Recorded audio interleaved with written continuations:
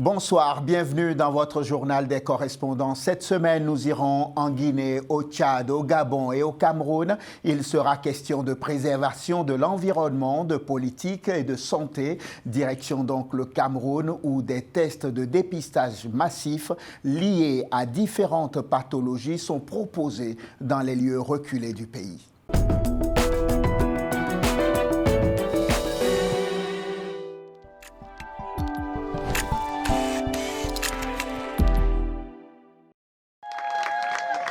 Ces populations n'avaient pas encore été aussi enthousiastes depuis le début de la Covid-19.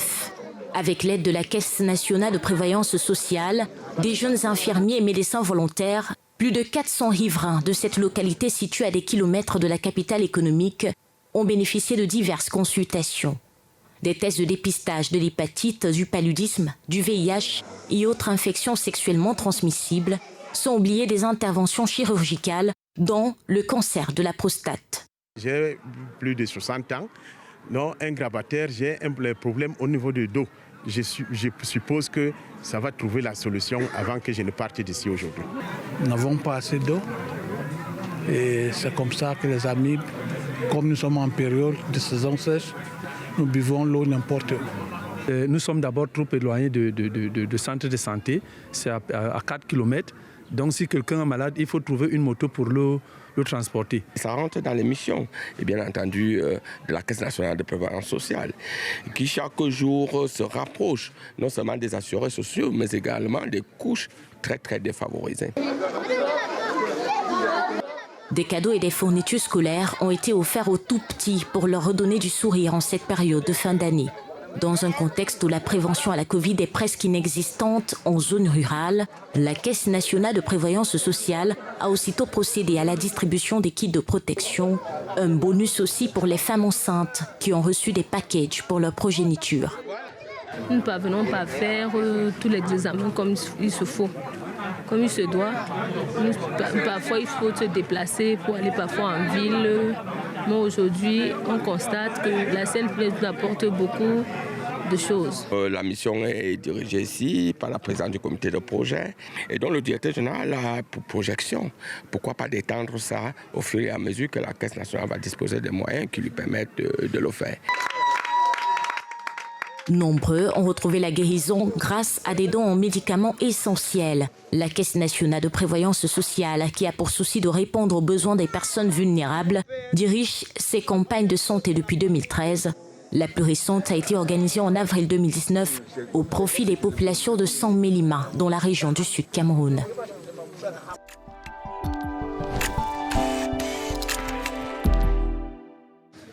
Au Gabon, la riposte au Covid-19 s'est avérée positive dès le départ et fait du pays un bon élève en matière de lutte contre cette pandémie sanitaire au niveau régional, voire sur l'ensemble du continent. Le dépistage volontaire est de plus en plus sollicité et le laboratoire professeur Daniel Gaouma, destiné à réaliser 10 000 tests par jour, fonctionne à flux tendu dès les premières heures de la matinée. Je suis là depuis 5 heures du matin. 5 heures, je suis ici. J'attends. On ne peut pas s'hasarder à aller faire les tests du coronavirus dans différents quartiers parce qu'on ne sait pas si c'est validé là-bas. Petit paradoxe alors que le gouvernement a, dans le cadre de la riposte, pris soin depuis 2 semaines d'installer les laboratoires ambulants dans certains grands espaces et carrefours. Ces derniers ne connaissent pas le même engouement. Si les résultats sortent en retard, peut-être parce qu'il y a un bon suivi, il y a une recherche approfondie. Pour le gouvernement, cette stratégie de dépistage de masse vise à améliorer la prévention des populations éloignées des points de santé ou en situation d'urgence. Le but final étant de bouter le coronavirus hors des frontières gabonaises. Seul hic, les informations se contredisent sur l'unité de test PCR fait dans les carrefours. Ce sont les tests qui sont réalisés au niveau du laboratoire professeur Gaouma. Ça répond à toutes les normes et donne les mêmes avantages que les tests qui sont faits dans ces structures-là. Ce même jour, nous assistons au lancement des activités de brigade mixte Covid-19 dont la mission est de veiller au respect des mesures barrières et les protocoles sanitaires dans les secteurs d'activité à risque. La première est conduite par le directeur général du commerce qui doit s'assurer des mesures visant la réouverture des restaurants et cafés. Vous l'avez vu comme moi, beaucoup de structures ne respectent pas encore ces mesures barrières. Mais il faut aussi souligner que nous avons quand même rencontré aussi des structures qui respectent le protocole sanitaire. Donc le gouvernement va faire des efforts de sensibilisation assidus pour que ce protocole soit respecté. Selon une récente étude de l'OMS, le Gabon est l'un des pays ayant le plus dépisté sa population. Environ 15% a déjà été dépisté depuis le début de la pandémie. Et les résultats le prouvent avec le niveau très bas de la contamination à ce virus. Toute chose qui fait du Gabon un modèle en matière de gestion de Covid-19.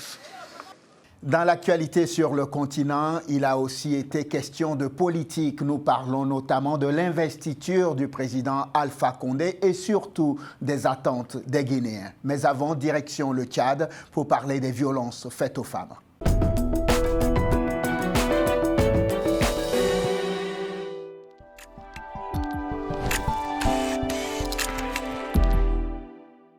La violence à l'égard des femmes et des filles constitue l'une des violations des droits de l'homme les plus répandues au monde, particulièrement au Tchad. Elle demeure également l'une des moins signalées en raison de l'impunité, du silence, de la stigmatisation et du sentiment de honte qui l'entoure. Pour exprimer leur ras-le-bol vis-à-vis de ce comportement inhumain, les organisations féminines et le ministère en charge de la femme ont placé la 3e édition des 16 jours d'activisme contre cette violence autour du thème « Lutter contre la recrudescence des violences basées sur le genre » dans le contexte de Covid-19. Des recommandations et des motions spéciales pour mettre fin aux violences basées sur le genre ont été adressées aux plus hautes autorités et à la première dame du Tchad, Hinda Déby Itno.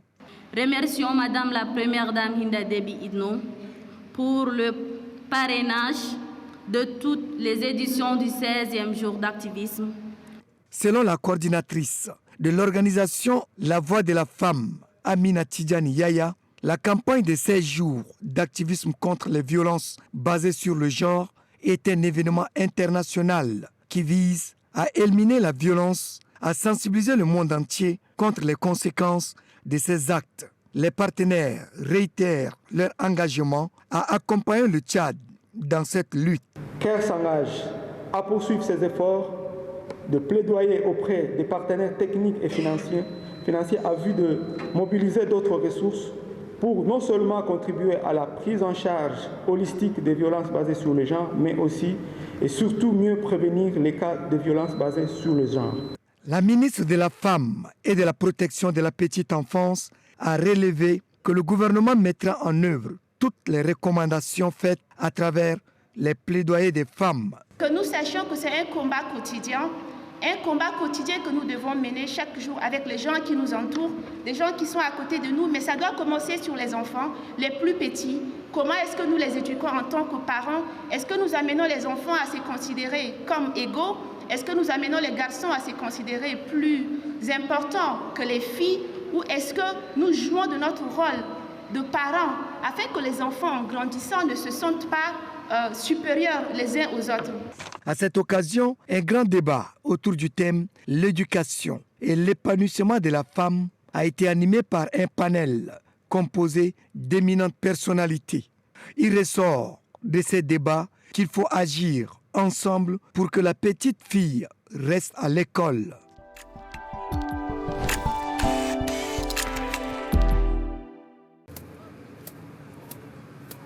À Dixine Terrasse, en plein cœur de Conakry, la cérémonie d'investiture n'a pas la même résonance. Il y a 10 ans, Kouyaté, ce jeune Guinéen de 35 ans, avait obtenu un diplôme en mathématiques appliquées. Aujourd'hui, c'est dans les rues de Conakry qu'il essaie de gagner sa vie. Pour lui, ce jour d'investiture, même férié, n'a aucune importance. Mamoudou se bat au quotidien pour subvenir aux besoins de sa famille. Il plaide pour que la jeunesse guinéenne abonnée au chômage soit entendue par le président réélu. J'ai 3 de mes diplômes. J'ai le diplôme d'études universitaires générales, j'ai la licence en mathématiques, ensuite j'ai la maîtrise en mathématiques. Tous ces diplômes sont couchés à la maison. Les souris même, si je n'étais pas plastifié ici, là, les souris, c'était bouffé même. Je veux que le président de la République, avec son gouvernement, aide la population guinéenne, la jeunesse guinéenne. pour qu'il y ait de l'emploi en Guinée. Parce que ce n'est pas moi seul. Hein. Voilà, donc ce sont les Guinéens, les jeunes Guinéens qui sont, pas moi seul. L'éducation qui a pris un sérieux coup espère pouvoir se relancer sous la 4e République. Car ces dernières années, le secteur a fait face à de multiples manifestations des enseignants et à des crises sociopolitiques, mais également sanitaires. Donc nous attendons beaucoup de choses, une sorte d'opérationnalisation du grand programme initié par le président de la République, le PODEG, qui est un programme décennal. Je sais que c'est ce programme-là que le système éducatif va dérouler. La réélection d'Alpha Condé a suscité de vives tensions communautaires à Conakry, tout comme dans l'arrêt du pays. Le président doit aussi s'atteler à un nouveau rassemblement des Guinéens et convaincre ceux qui n'ont pas voté pour lui. Ce qu'on attend de lui, c'est le bonheur du peuple, surtout la paix et la quiétude sociale, l'unité nationale entre les Guinéens. C'est nécessaire de réconcilier tous les Guinéens pour pouvoir réaliser ses ambitions. Il a trahi le peuple, tellement dessus que je n'arrive même plus à... Je n'ai même pas voté, c'est ça il faut dire. Je n'ai plus confiance en lui. Une nouvelle page de la Guinée s'ouvre et un nouveau défi pour Alpha Condé qui reste contesté par l'opposition et le FNDC, Front National pour la défense de la Constitution. Et les Guinéens qu'on a rencontrés dans les rues de Conakry exhortent le président à agir et vite. Ce journal des correspondants se poursuit avec le chapitre consacré à l'environnement. Nous évoquons les efforts du gouvernement gabonais pour sauver les mangroves.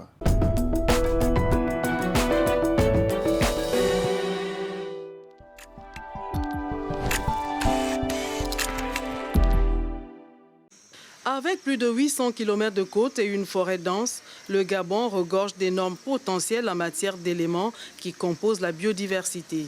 Les mangroves, l'un des pans de cette biodiversité, sont aujourd'hui menacées alors même qu'elles jouent un rôle vital pour la survie humaine, tant sur les plans socio-économiques qu'écologiques, et les raisons sont diverses. Ce qu'il faut savoir, c'est que le littoral gabonais, qui est adossé à 950 km de côte, c'est à peu près 18% de la superficie du territoire national.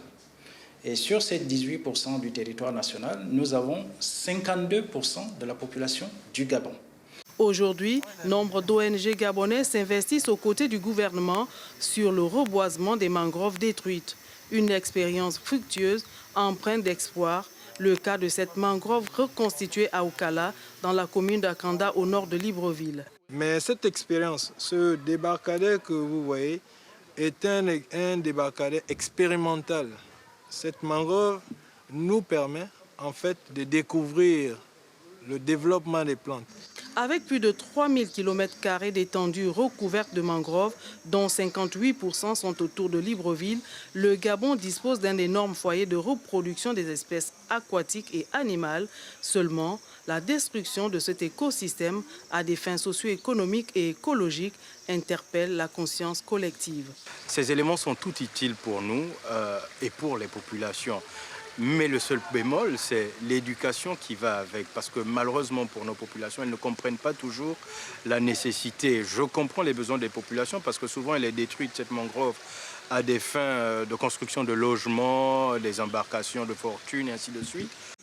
Voilà qui devrait dissuader les potentiels destructeurs de la nature. Ici, l'action du gouvernement démontre l'importance de protéger les écosystèmes naturels, ces espaces forestiers qui renferment des propriétés protectrices et vitales pour l'homme.